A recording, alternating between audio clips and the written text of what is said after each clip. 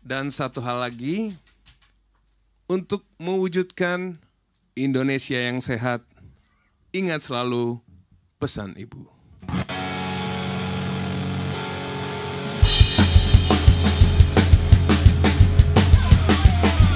Ingat pesan Ibu, pakai maskermu, cuci tangan pakai sabun, jangan sampai tertular. Ingat selalu pesan Ibu, jaga jarakmu, hindari kerumunan, jaga keluargamu. Ingat pesan Ibu, pakai maskermu, cuci tangan pakai sabun, jangan sampai tertular. Ingat selalu pesan Ibu, jaga jarakmu, hindari kerumunan, jaga keluargamu.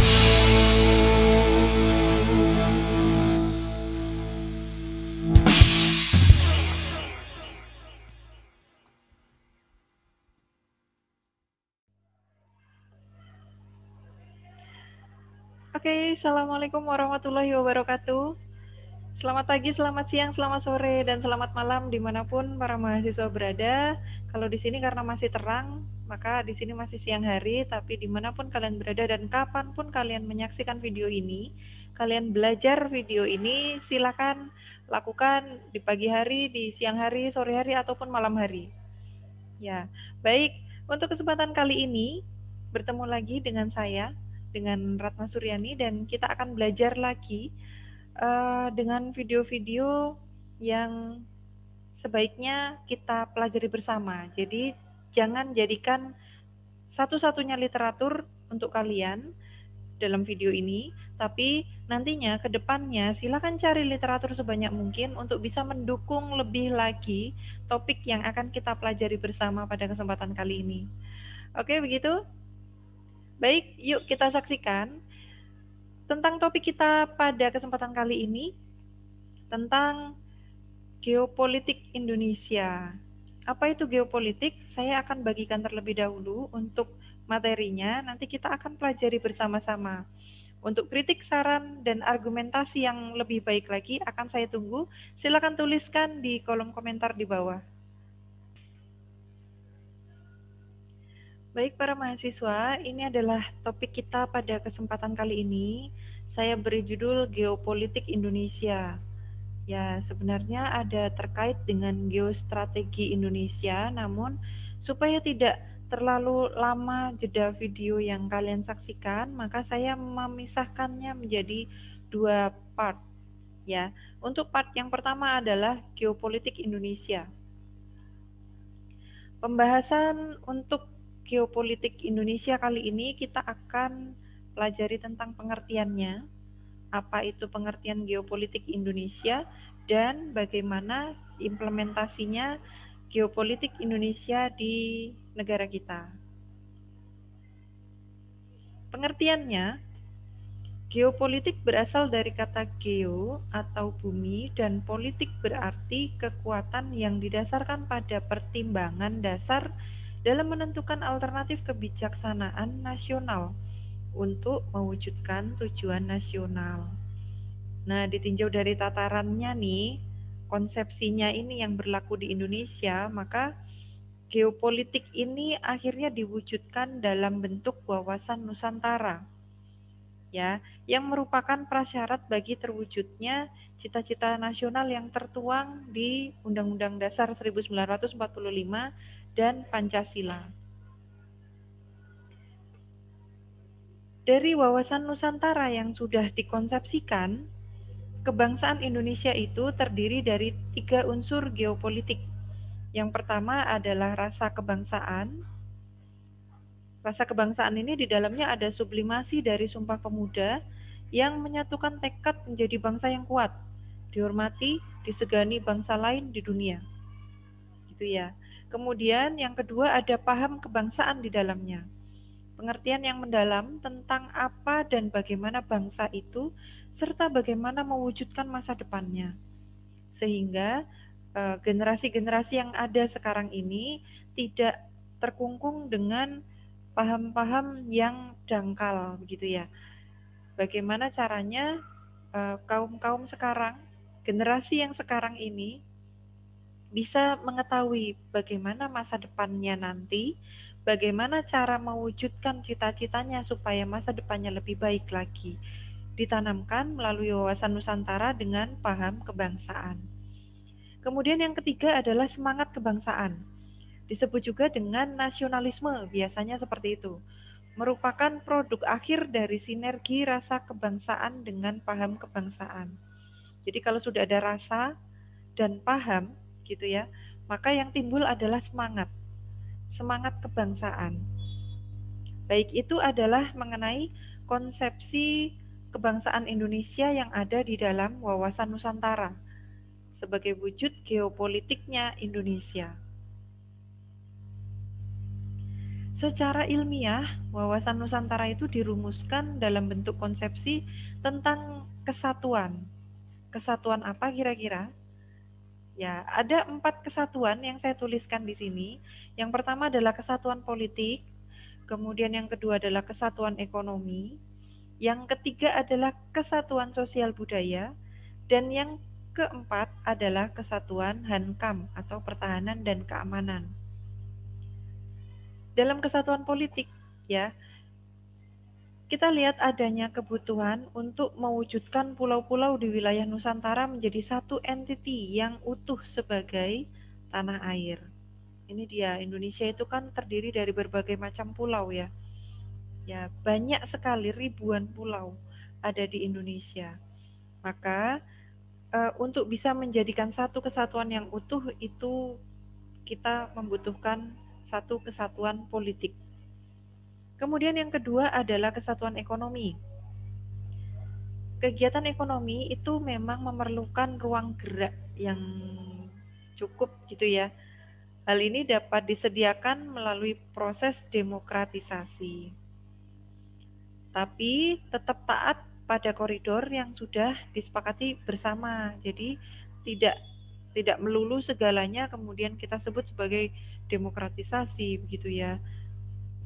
Bukan demokrasi atau bukan demokratisasi jika kita sudah bergerak di luar batas ruang gerak kita atau peraturan yang sudah diberikan oleh pemerintah pada kita, gitu. Setelah kegiatan ekonomi itu bisa diberikan ruang gerak yang cukup, maka perlu juga dijaga kesatuannya di seluruh wilayah negara. Antara lain berlakunya satu mata uang tunggal kalau di Indonesia ya. Ini menjadi satu wujud kesatuan ekonomi yang disepakati, satu mata uang tunggal namanya adalah rupiah. Nah, ini menjadi mata uang Indonesia. Kemudian yang ketiga adalah kesatuan sosial budaya. Kesatuan sosial budaya ini adalah sublimasi dari rasa paham dan semangat kebangsaan. Jadi kalau kita sudah paham dan kita punya semangat kebangsaan, kita tidak akan memandang suku, ras, agama, gitu ya, serta asal keturunan juga.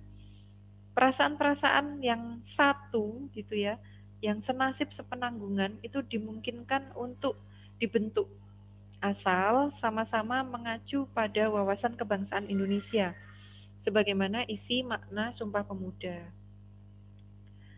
Baik, itu masuk dalam kesatuan sosial budaya. Kemudian yang terakhir adalah kesatuan pertahanan dan keamanan, yang makna utamanya adalah bahwa masalah di bidang Hankam, khususnya keamanan dan pembelaan negara, itu adalah tanggung jawab bersama. Oke, ini harus dicamkan pada setiap generasi muda gitu ya. Seluruh dari kita, masyarakat Indonesia ini mempunyai tanggung jawab yang sama dalam hal pembelaan negara. Jadi, jika kita memang mengaku adalah warga negara Indonesia, kalau terjadi apapun pada Indonesia, pada negara kita, maka itu adalah masalah kita bersama. Tanggung jawab kita bersama untuk bisa mencari solusi dan menanggulangi resiko yang ada. Atas dasar itulah sistem hankam rata memiliki 3 ciri utama. Yang pertama, orientasinya hanya pada rakyat, itu saja. Yang kedua, perlibatannya adalah secara semesta, dalam arti keseluruhan, gitu ya. Kemudian yang ketiga, digelarnya di wilayah Nusantara secara kewilayahan. Ini dia secara ilmiah mengenai wawasan Nusantara. Nah, mengenai geopolitik itu sendiri ternyata banyak sekali pendapat-pendapat yang bermunculan dari para ahli pakar geopolitik. Saya akan memberikan beberapa tentang pandangan ajaran dari tokoh-tokoh geopolitik di dunia, ya. Yang pertama adalah pandangan dari ajaran Friedrich Ratzel. Dalam hal-hal tertentu, pertumbuhan negara itu dapat dianalogikan dengan pertumbuhan organisme yang memerlukan ruang lingkup melalui proses lahir, tumbuh, berkembang, mempertahankan hidup, menyusut, kemudian mati. Itu dia pandangan ajaran Friedrich Ratzel. Menurut beliau, negara itu identik dengan suatu ruang yang ditempati oleh kelompok politik dalam arti kekuatan. Jadi kalau suatu ruang sudah ditempati oleh kelompok politik dan mengedepankan tentang kekuatan, ya, ini dapat disebut sebagai suatu negara. Begitu kalau menurut Ratzel, ya. Kemudian suatu bangsa dalam mempertahankan kelangsungan hidupnya tidak terlepas dari hukum alam. Semakin tinggi budaya suatu bangsa, semakin besar kebutuhannya akan sumber daya alam. Dan legitimasi hukum ekspansi, yaitu perkembangan atau dinamika budaya dalam bentuk gagasan, kegiatan ekonomi, perdagangan, perindustrian, ini harus diimbangi dengan adanya pemekaran wilayah. Menurut Ratzel seperti itu. Batas-batas suatu negara pada hakikatnya itu hanya bersifat sementara. Jadi akan ada kemungkinan terjadi pemekaran wilayah. Sehingga ilmu bumi politik berdasarkan ajaran Ratzel tersebut justru menimbulkan dua aliran. Ada dua aliran. Yang satu berfokus pada kekuatan di darat, sementara yang lainnya berfokus pada kekuatan di laut. Jadi darat dan laut, gitu ya. Ini pandangan Ratzel. Yang kedua adalah pandangan ajaran dari Rudolf Jelen. Rudolf Jelen ini menyampaikan bahwa negara ini merupakan suatu biologis, suatu organisme hidup yang memiliki intelektual. Negara dimungkinkan untuk memperoleh ruang yang cukup luas agar kemampuan dan kekuatan rakyatnya dapat berkembang secara bebas. Kemudian, negara merupakan suatu sistem politik atau pemerintahan yang meliputi bidang-bidang geopolitik, ekonomi politik, demo politik, sosial politik, dan bahkan politik memerintah. Konsep berikutnya, menurut Rudolf Jelen, negara tidak harus bergantung pada sumber pembekalan luar. Jadi negara itu harus mampu bersuasembada serta memanfaatkan kemajuan kebudayaan dan teknologi untuk meningkatkan kekuatan nasionalnya ke dalam, untuk memperoleh batas-batas negara yang lebih baik. Jadi bekalnya itu tidak bergantung pada pembekalan luar atau eksternal saja, tapi harus bisa internal, harus bisa mengupayakan sendiri, begitu. Kalau menurut Jelen. Pakar geopolitik yang ketiga adalah Karl Haushofer. Menurut Haushofer, kekuasaan imperium daratan yang kompak akan dapat mengejar kekuasaan imperium maritim untuk menguasai pengawasan di laut. Jadi ini fokusnya adalah di daratan kalau ajarannya Haushofer. Beberapa negara besar di dunia akan timbul dan akan menguasai Eropa, Afrika, dan Asia Barat. Kalau Asia Barat ini disebutkan Jerman dan Italia, tapi juga Haushofer ini menyampaikan bahwa negara-negara besar yang muncul itu atau menguasai Eropa, Afrika, Asia Barat itu juga termasuk adalah Jepang di Asia Timur Raya. Geopolitik adalah doktrin negara yang menitik beratkan soal-soal strategi perbatasan. Ini menurut Haushofer. Jadi benar-benar strategi perbatasan di imperium daratan. Itu ajaran dari Karl Haushofer. Yang keempat adalah pandangan atau pendapat dari Sir Halford Mackinder. Pada dasarnya menganut konsep kekuatan dan mencetuskan wawasan benua, yaitu konsep kekuatan di darat. Ajarannya ini menyatakan barang siapa dapat menguasai daerah jantung, yaitu Eurasia, Eropa, dan Asia, ia akan dapat menguasai pulau dunia, yaitu Eropa, Asia, dan Afrika. Selanjutnya nih ya, barang siapa dapat menguasai pulau dunia, akhirnya dapat menguasai dunia. Ini adalah ajaran dari Mackinder. Ajaran berikutnya disampaikan oleh Sir Walter Raleigh dan Alfred Thayer Mahan.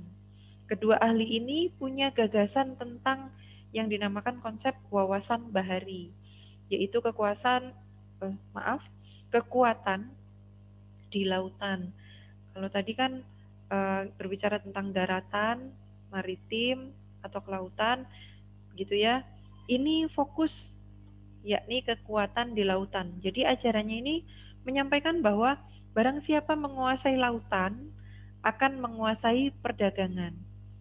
Menguasai perdagangan berarti menguasai kekayaan dunia sehingga pada akhirnya bisa menguasai dunia. Nah, luar biasa ya pandangan ajarannya Raleigh dan Mahan ini. Nah, pandangan yang keenam, menurut pakar geopolitik Michel Seversky, Dowhead, dan John Frederick Charles Fuller. Keempat ahli geopolitik ini berpendapat bahwa kekuatan di udara, nah ini beda lagi ya, ini fokus di udara, justru yang paling menentukan. Disebut dengan wawasan dirgantara, teori ini. Wawasan dirgantara yaitu konsep kekuatan di udara. Kekuatan di udara hendaknya mempunyai daya yang dapat diandalkan untuk menangkis ancaman dan melumpuhkan kekuatan lawan dengan menghancurkannya di kandangnya sendiri agar lawan tidak mampu lagi menyerang. Ini konsepnya Michel Seversky, Dowhead, dan Fuller. 4 orang punya teori yang disebut dengan wawasan dirgantara. Yang ketujuh, ada pendapat dari pakar geopolitik Nicholas J. Spykman. Ajaran ini menghasilkan teori yang dinamakan teori daerah batas atau rimland, yaitu teori wawasan kombinasi yang menggabungkan kekuatan darat, laut, dan udara. Dalam pelaksanaannya, teori ini disesuaikan dengan keperluan dan kondisi suatu negara. Jadi semakin ke sini, pakar geopolitik ini semakin bisa mengkritisi ya, bahwa kekuatan sebenarnya suatu negara itu tidak hanya melulu di daratan saja, tapi juga bisa merambah ke laut dan udara, gitu. Bagaimana dengan implementasinya? Implementasi geopolitik di Indonesia, menurut Harun Al-Rashid, itu ada beberapa kesalahan penafsiran pada awal pelaksanaan otonomi daerah. Mengapa otonomi daerah? Karena salah satu perwujudan dari geopolitik di Indonesia adalah otonomi daerah. Masalah mengenai otonomi daerah. Nah, kesalahan penafsiran yang ditunjukkan pada awal pelaksanaan otonomi daerah itu ada beberapa. Yang pertama, otonomi semata-mata dikaitkan dengan uang. Kemudian yang kedua, daerah belum mampu dan belum siap untuk bisa melaksanakan otonomi daerah. Yang ketiga, daerah otonomi daerah, maka pusat akan melepaskan tanggung jawab untuk membantu dan membina daerah. Secara otomatis, kalau dikatakan otonomi daerah, maka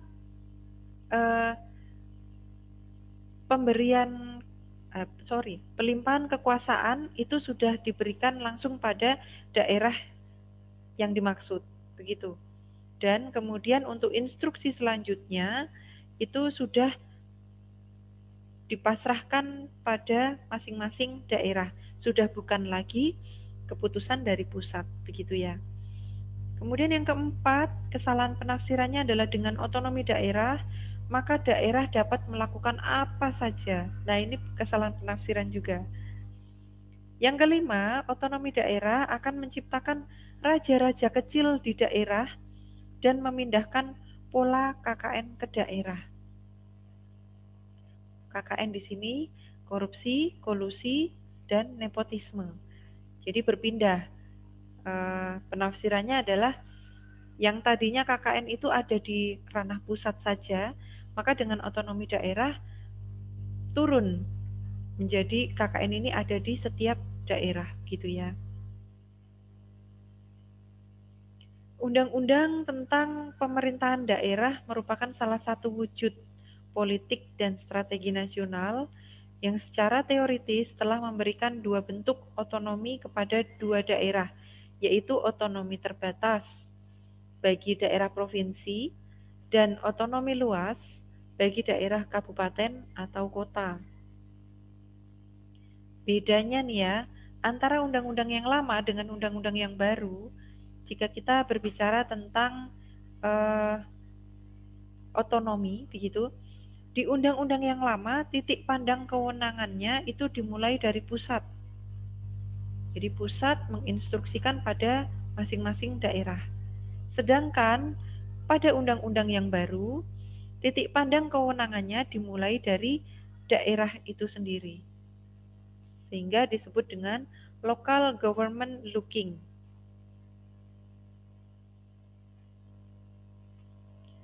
Adapun kewenangan daerah, jadi daerah itu juga punya kewenangan sendiri gitu ya. Dengan berlakunya Undang-Undang Nomor 32 Tahun 2004 tentang kewenangan daerah, ini daerah punya kewenangan yang lebih luas. Kewenangan daerah itu mencakup seluruh kewenangan bidang pemerintahan, kecuali kewenangan dalam bidang politik luar negeri. Kemudian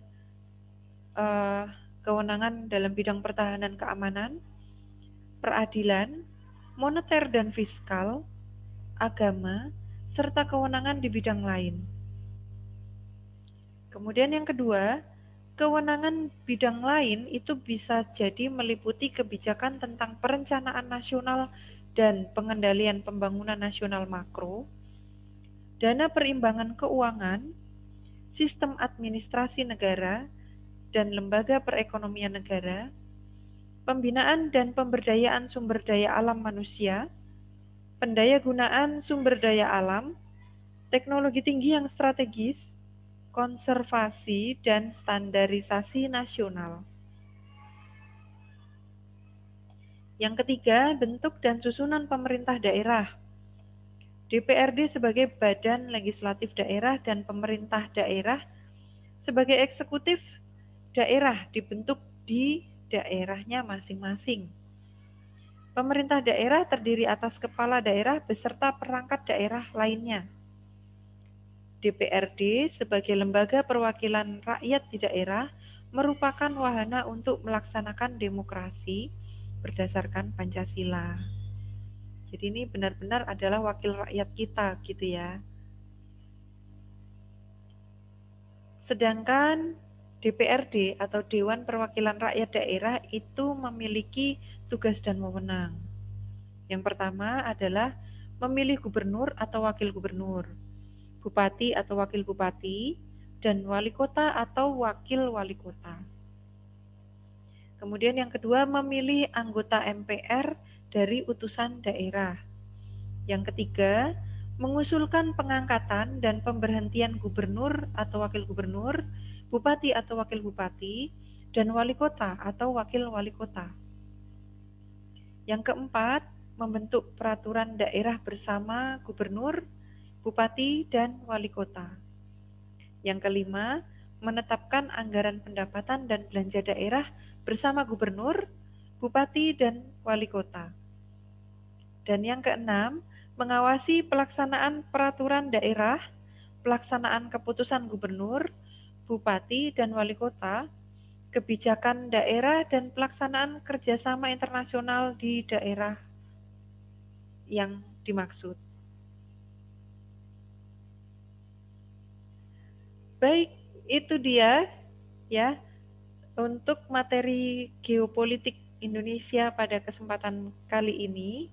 Cukup sampai sekian maksud saya, dan tidak pas jika saya berlama-lama supaya kalian juga tidak jenuh. Dan maka nanti setelah video ini kami juga akan mengunggah untuk video berikutnya mengenai geostrategi Indonesia yang saya jadikan menjadi part 2 di geopolitik dan geostrategi Indonesia.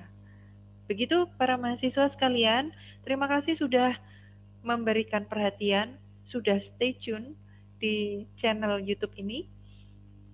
Silakan dipelajari yang lebih lagi ya, yang sudah download materinya silakan dibaca, silakan dipahami, tidak sekedar membaca saja tapi segera pahami, kemudian cari tahu lebih lagi, ajukan pertanyaan jika memang ada pertanyaan, silakan tulis di kolom komentar di bawah, begitu. Dan saya akhiri, terima kasih kalau begitu. Selamat pagi, selamat siang, selamat sore, dan selamat malam. Wassalamualaikum warahmatullahi wabarakatuh. See ya. Jangan lupa subscribe dan bunyikan loncengnya ya. Tunggu video selanjutnya.